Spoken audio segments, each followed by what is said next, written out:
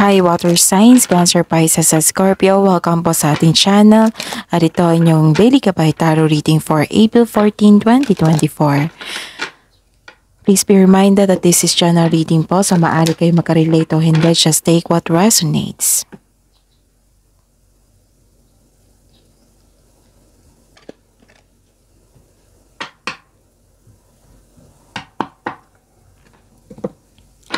Gamitin ang reading na ito bilang gabay lamang.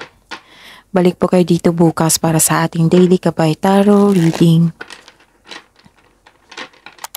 Please like, subscribe, and click the button for notification para updated po kayo sa daily tarot reading natin. Para po sa gusto magpa-reading, maaari nyo pong makuhang link. Nasa description box po ito. Message lang po ako sa messenger. Maraming salamat po.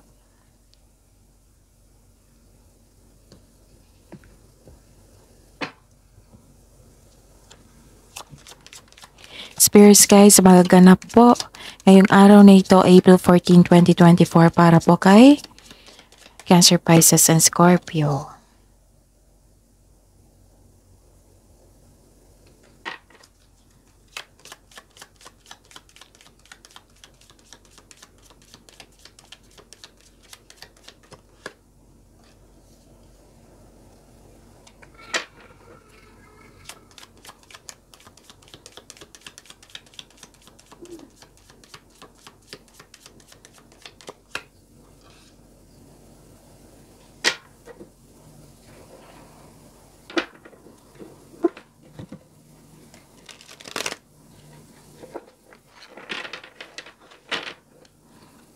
Spirits Guide, mga mensahe po para kay Cancer, Pisces at Scorpio ngayong April 14, 2024.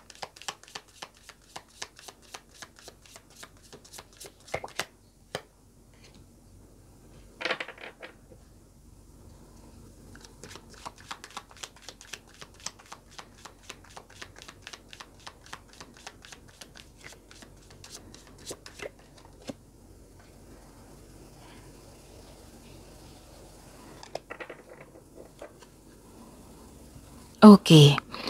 Cancer, Pisces at Scorpio ngayong April 14, 2024. May nakita ko dito na may dumating na unexpected message na agad nyo binigyan ng reaction, pwedeng action. This is movement po. Pwedeng nakatanggap kayo ng news, information, message, call. Okay, nakikita ko dito na nahirapan kayo. May guilt akong nakikita dito. Bakit kayo guilty? Nakikita ko dito na nag-sacrifice kayo or nahihirapan. Pwede nahihirapan sa paggawa ng desisyon ha. Nahihirapan sa inyong sitwasyon ngayon. Or may nagawa kayong desisyon na kailangan may i-sacrifice. Tapos nang dahil sa sacrifice dito, you felt guilt. Parang nagsasuffer, ganun. Pero don't worry kasi humingi ka dito ng advice sa inyong matalik na kaibigan. It might be, pwede din, nakikita ko sa happy ka dito kasi may bago kayong kaibigan. And it might be, diba, nabibigatan kayo, hindi kayo okay yung nabibigatan kayo kasi nagkaroon ng guilty, suffering, sacrifice. Tapos humingi kayo ng advice or kausap mo yung favorite person mo ngayon. Humihingi kayo ng advice sa kanya at binigyan kayo ng wisdom message at nakaramdam kayo ng love and support. Okay? And message for you, Cancer, Pisces at Scorpio ngayong April 14, 2024, investment.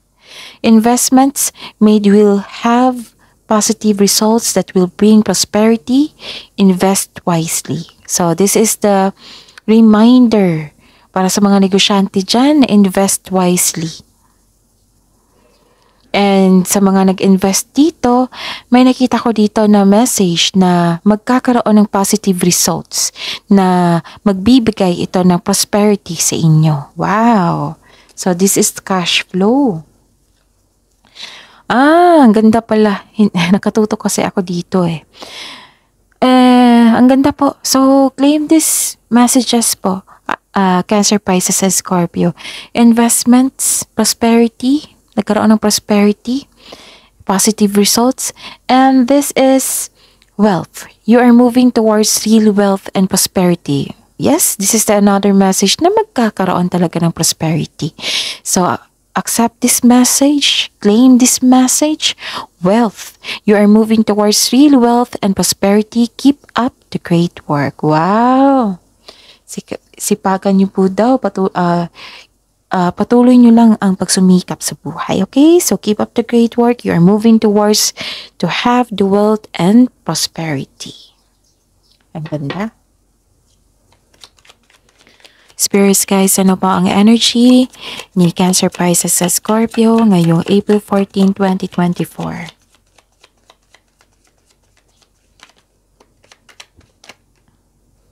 So, kunin ko po ito.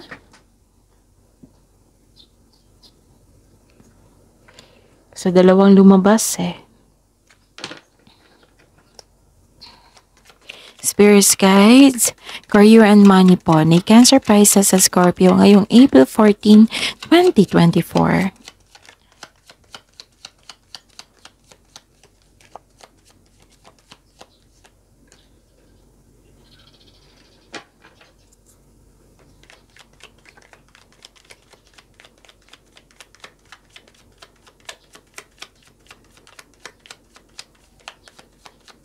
Career and money po, clarification.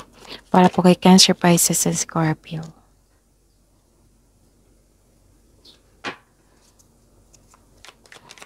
Spirits, guide.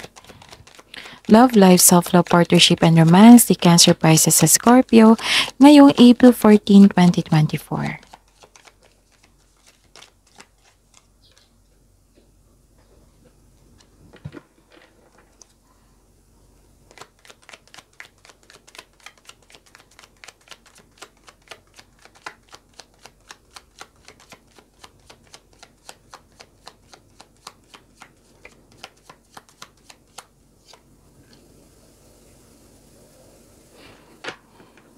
Okay, by the way, Cancer, Pisces, sa Scorpio, sa mga hindi pa nakapanood sa inyong monthly Gabay Tarot reading, please visit our channel. Scroll down nyo lang po. Andun po yung April 2024 monthly Gabay Tarot reading nyo po. Yes, separated video po yan. Cancer, Pisces, and Scorpio. At saka may April 1 to 15, 2024 monthly Gabay Tarot reading at career and money for April 2024 monthly Gabay Tarot reading. Maraming salamat po. Okay.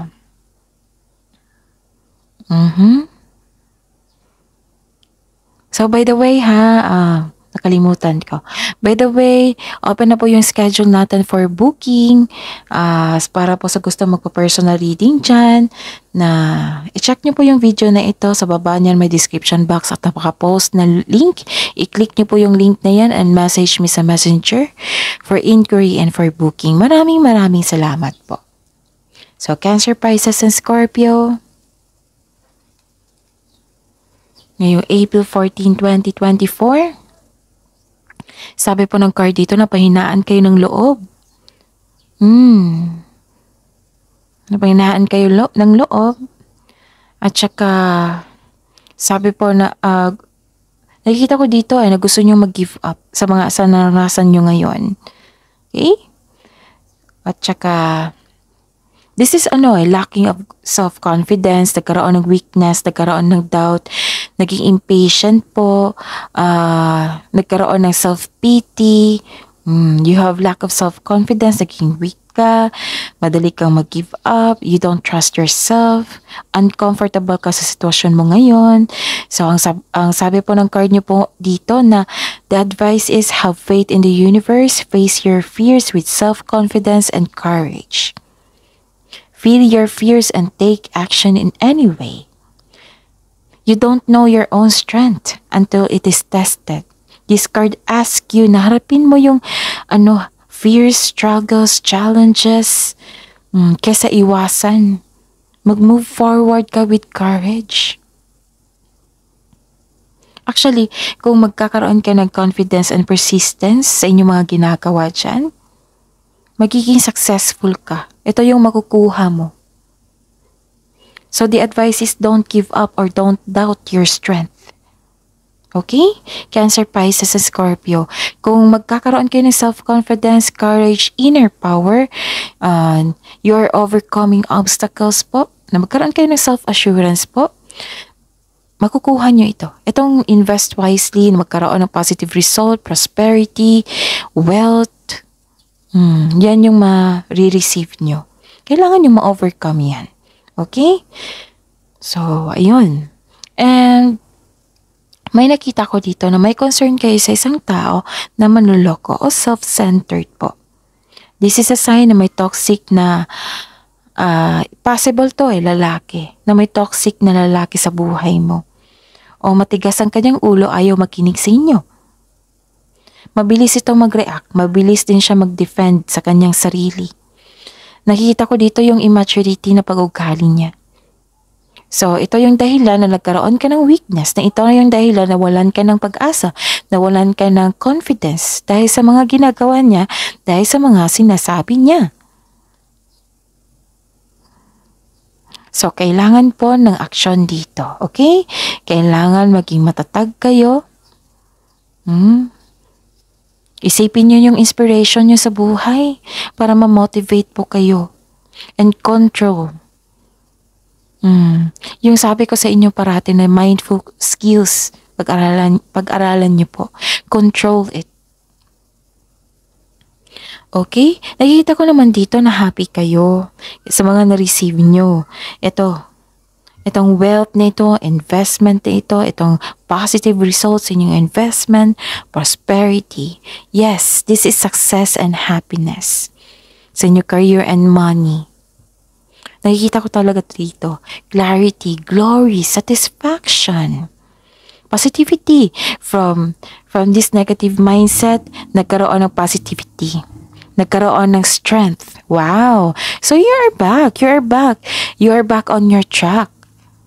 It might be na-realize mo na okay, gawan ko ng paraan ito kasi para ma-receive ko itong mga magandang pangyayari. Which is itong positive result na ito. So this is the happiest card. May success at achievement na parating.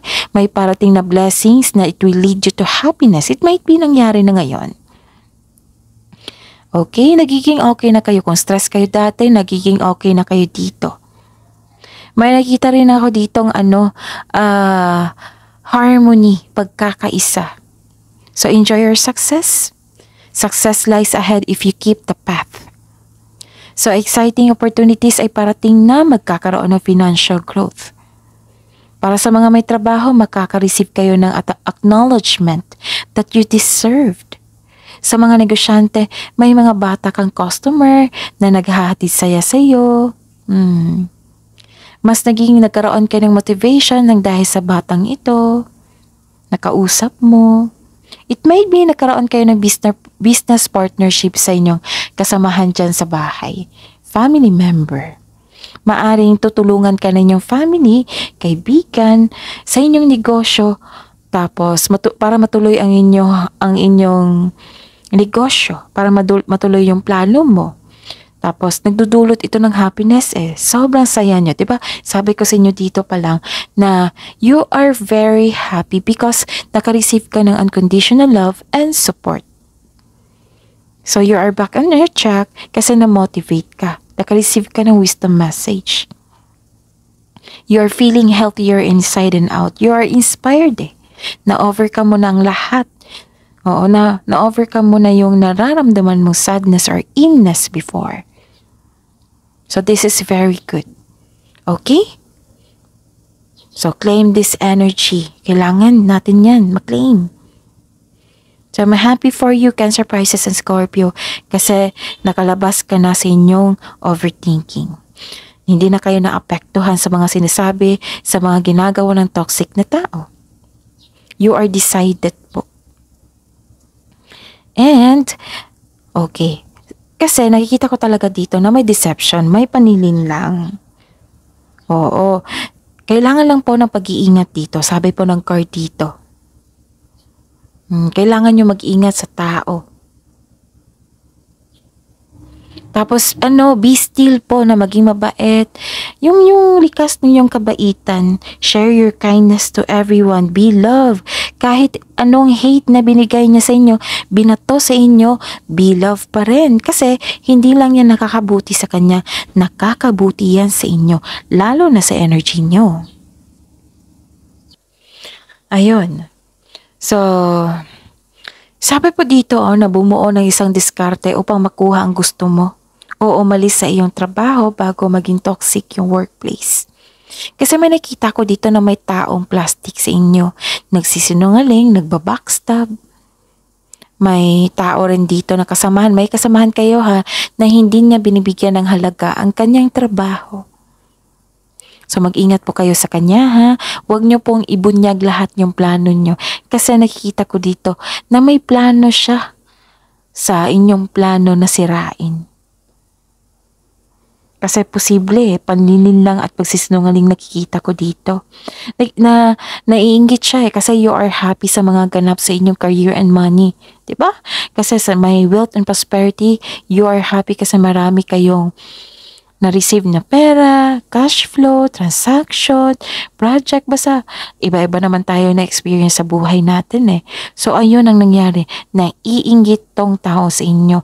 Kaya ang advice ng card dito, na huwag niyong ibunyag ang lahat ng plano niyo kasi nagmamasid po siya.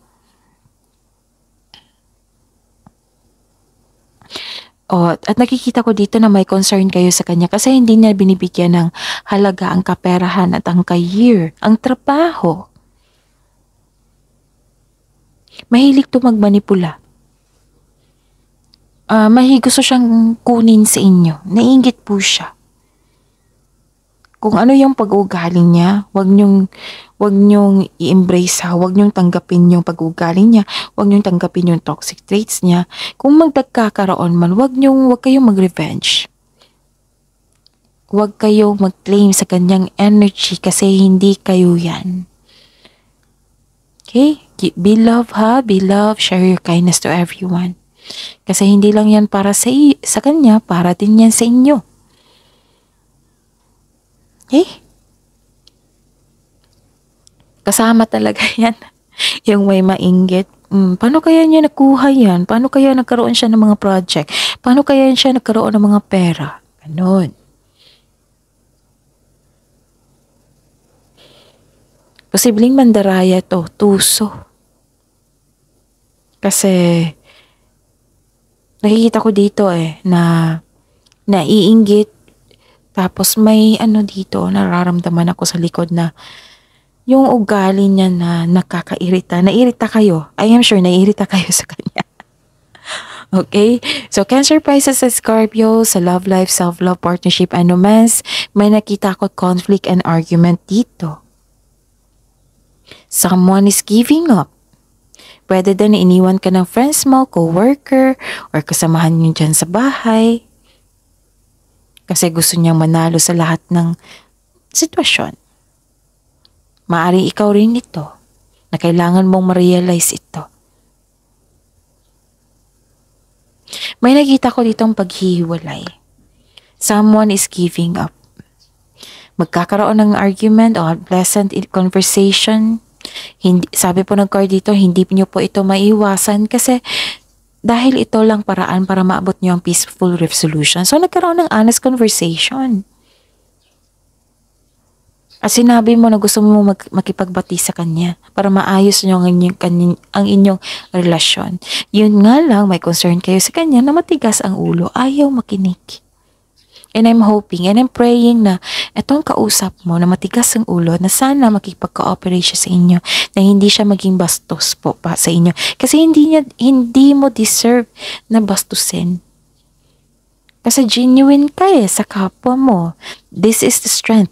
Strength mo ito, Cancer, Pisces, sa Scorpio. Sa mga hindi pa nakaalam. So you are deserved to be loved. Kasi ang bait nyo sa kapwa nyo, very concerned din kayo. Yun nga lang itong taong ito, ayaw makinig. May nagsabi sa akin ngayon na, okay na tayo. Tapos ilang araw na naman, balik na naman siya sa kanyang ugali. Parang siyang transformer. Nag-iibang anyo. I-pray nyo itong taong ito. Kung partner nyo ito or kasamahan dyan sa bahay, i-pray nyo po. That is the most powerful thing to do. Hingin nyo kay God. I-pray nyo kay God. God, i-surrender ko yung lahat yung worries ko kasi sobra na ako nasaktan.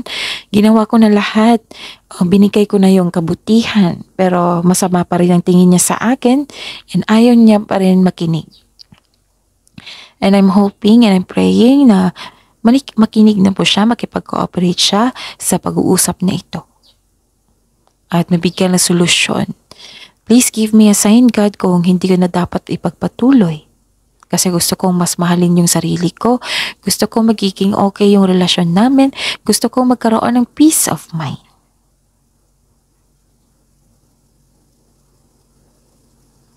Okay? So, ayun. Kasi kung isuko mo ito, maiwasan mo talaga ang pag-overthink. Mawawala yung stress. Kasi binigay mo, sinuko mo lahat. Yes, nasaktan kayo. Pero sinuko mo lahat eh. Kasi alam mo, nagkagawa ng paraan ang ating Panginoon, ang universe. Okay? Tapos, huwag kayong ma-confuse. Nahirapan kayo sa paggawa ng desisyon dito eh. It might be nahirapan kayo sa pakikipag-usap sa kanya.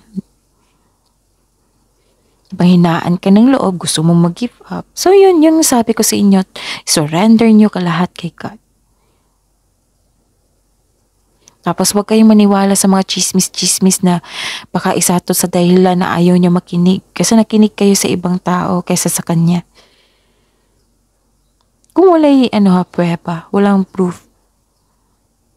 Nakita ko talaga ang laki ng pride dito. Nako. Kung kayo ito yung malaki ang pride, iwasan nyo yan. Kasi matatalo talaga kayo niyan. Pinapahirapan nyo yung sarili niyo. So, wag nyong ipairal yung pride, okay? Kung ma-pride yung partner nyo, yung kasamahan mo dyan, then ipag-pray nyo. Hindi talaga siya nakikinig. Concern nyo talaga. Ito yung concern mo sa kanya. Parang sabi nyo dito, may nagsabi sa akin ngayon eh. Sabi nyo dito na parang ako lang yung nagbibigay ng aksyon para magkaayos, para magkaroon ng healthy relationship, ganun.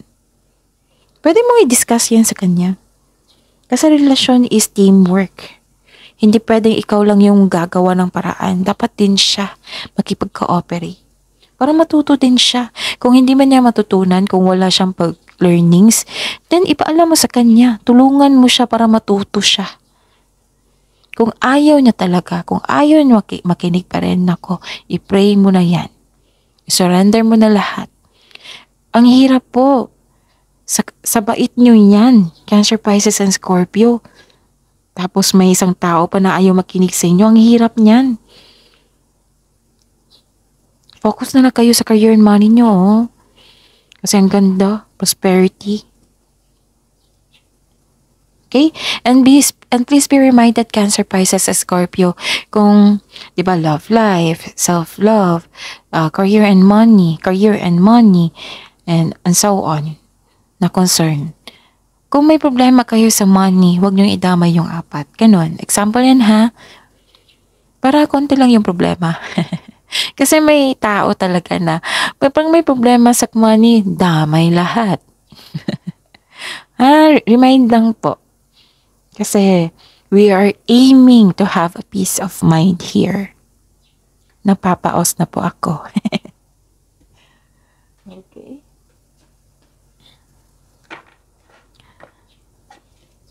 Sa mga nagtanong dyan na kung Cancer, Pisces ako, hindi po.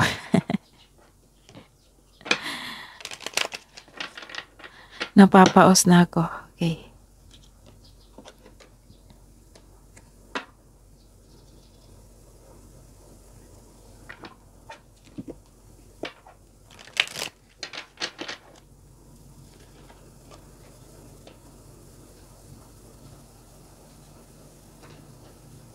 Okay, love message para sa mga single, be your own first priority. Ito yung sabi ko sa inyo. Na isuko mo na, kung ayaw niya talaga, isuko mo na. Tapos, siguruhin mo yung, sarili mo. Be your own first priority. And love message po para sa mga may relasyon, sa buhay mag-asawa. Your soul is preparing to reconnect trust in the process. Oh! So may ganap na reconnection dito. Magkakaayos din, mag-uusap din kayo. Wisdom message po, the time is ripe for creation and connection. Focus your attention in these areas. So, connection, another connection. So, magkakaroon ng connection. Magkakaayos din kayo for sure.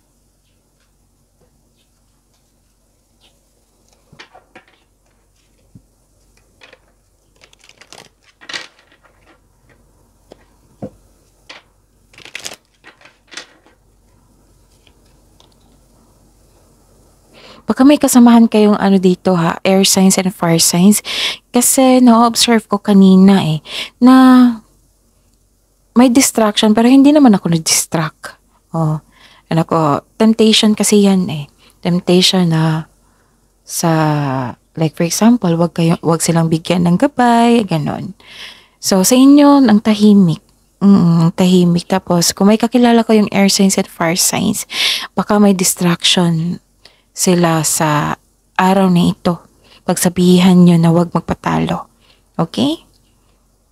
Huwag magpatalo baka nag-overthink pa rin sila Pero nakikita ko naman dito doon na sa kanilang reading na maayos makawala din sila. Sana makawala sila makalabas sila sa kanilang emotion, sa kanilang isipan. Okay, sa inyo na anong tawag nito? Na-observe ko, walang masyadong distraction. Yung iba dito, kung magsabi ako ng distraction, baka na-distract ka na, Miss Jav. No! Hindi naman ako madaling ma-distract. Not unless kung may kakatok sa pinto. Sabi ko sa inyo, na mag-reconnect kayo sa inyong inner child, mag-reconnect kayo sa inyong, anong tawag nito? Sa mga bata. Kasi purity magbibigay sa inyo ng yung positive energy flow. So, sa mga hindi pa alam dyan, now you know.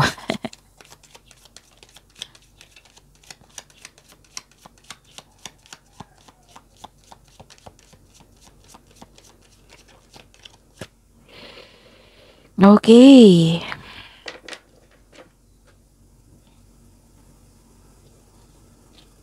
Connection magkakaroon talaga ng connection sa lahat ng status po ito. So, connection. Nasa inyo kung tatanggapin mo ito. Okay? Pero some of you lalo na sa mga marelasyon dito, you are ready. And sa mga single dito, you are not ready. Some of you kasi gusto nyo mapag-isa. Wala namang masama dyan. Nabigyan mo ng time yung sarili mo. Naayusin mo yung sarili mo. Okay?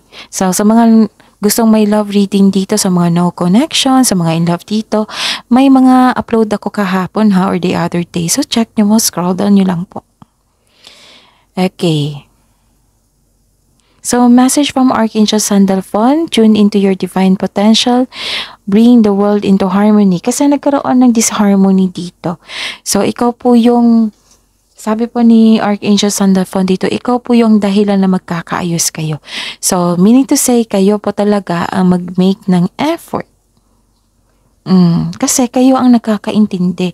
Not all like for example, ayaw ko mag-make move. Kasi abusuhin niya lang ako. Kailan ka mag-make move? Kailan ka magbigay ng action? That's the question. Gusto niyo makipagbati, pero ayaw mo mag-make move. Yung kausap mo, mas malakas yung pride. So, ayun. Kailangan nyo yan na mas kayo kasi yung nakakaintindi sa lahat. Okay? So, wag makinig sa echo. Basta ako, lalo na sa mga marelasyon dito sa buhay mag-asawa. Saka sa kaibigan mo, kasamahan mo dyan sa bahay. So, ayun. Take an action. Kasi, ikaw ang binigyan ng message dito na bring the world into harmony kasi mabait ka. Be an example. Be a good example sa inyong kapwa. Share your kindness to everyone. Okay, so that is your reading to Cancer, Pisces, and Scorpio for today, April 14, 2024. Please like, subscribe, and click bell button for notification para updated po kayo sa daily tarot reading natin. Maraming salamat.